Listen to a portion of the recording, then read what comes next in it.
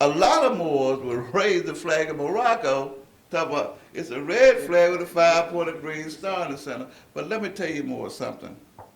That's not the Moorish flag. It's the flag of Morocco, true. But Morocco and Moorish are two different things. Okay? You are Moorish. That's right. Okay? Morocco turned their back on you. Sold you into slavery. Under the Mohammedan rule that they call Islam, as taught by the Arabs, they call themselves Sunnis and Sufis and Shiites and things. They were selling you into slavery. You don't believe me? I'm going to tell you about a slave document that's very little spoken about by its true name. It was written in 1786.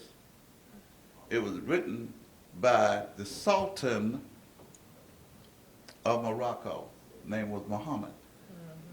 And it was an agreement that was compiled with George Washington, who was the head of the Masonic Order, who was also the 9th president under the British rule and the 1st president of the United States.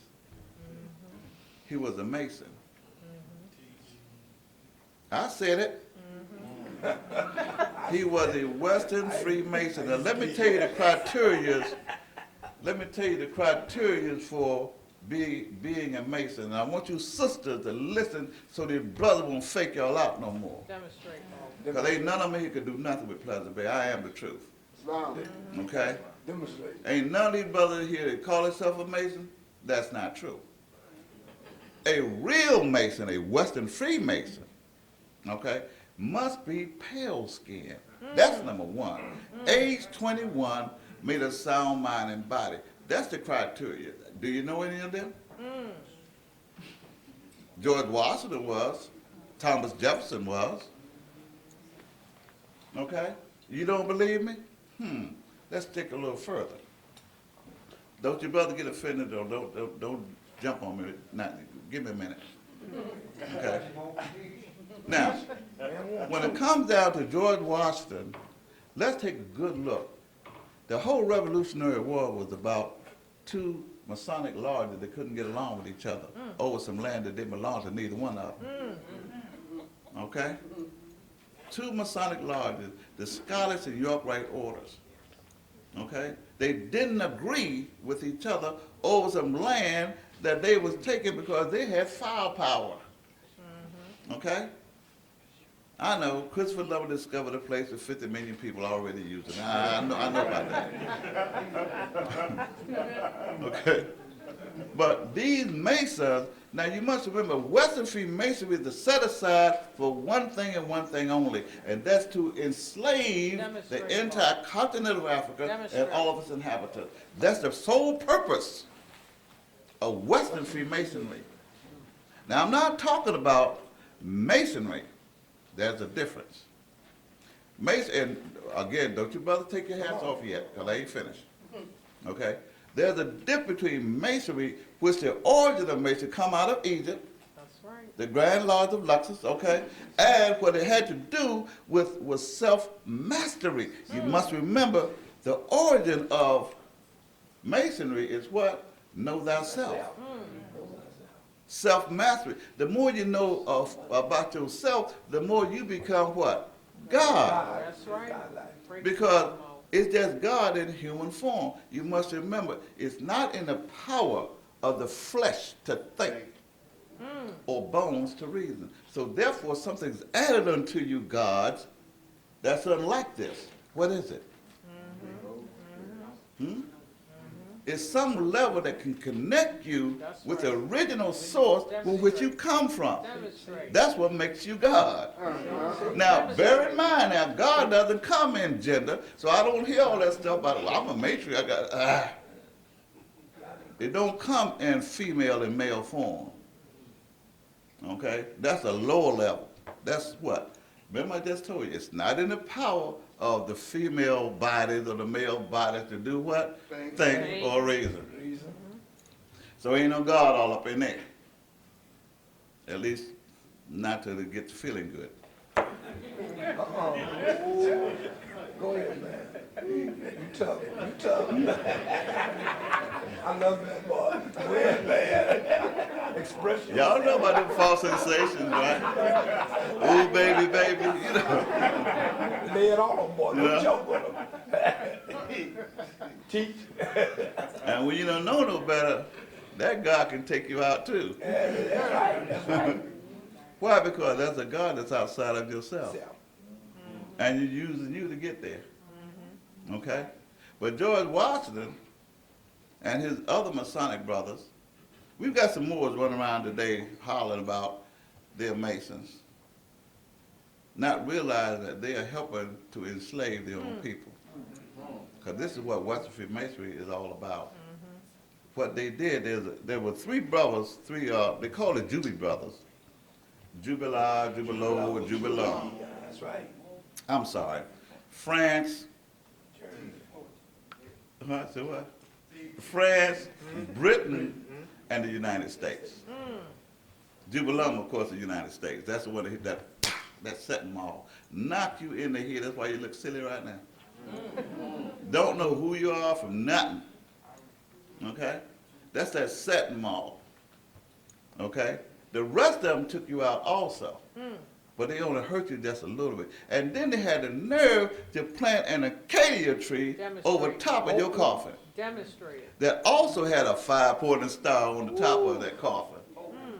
Okay, it's called a shallow grave. You want to really know what that shallow grave looked like? Remember, George Washington was the one that dug the grave that put the coffin in it, because he was a Mason.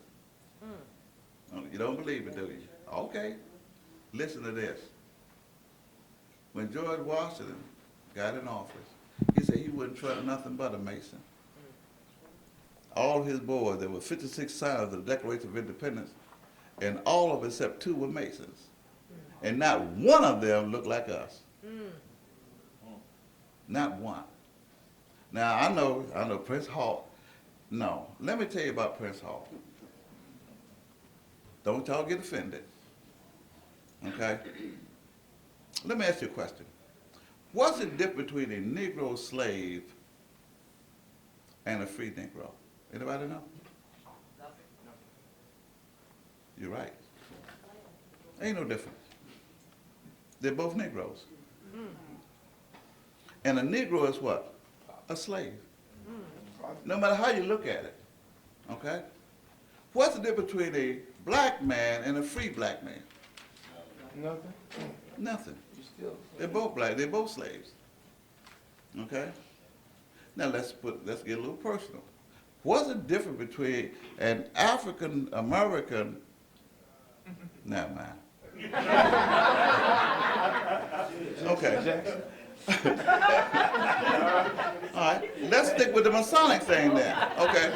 What's the difference between a most worshipful master who is of African descent and a black man in the street? Huh? Nothing. Why? Because they neither one of them free.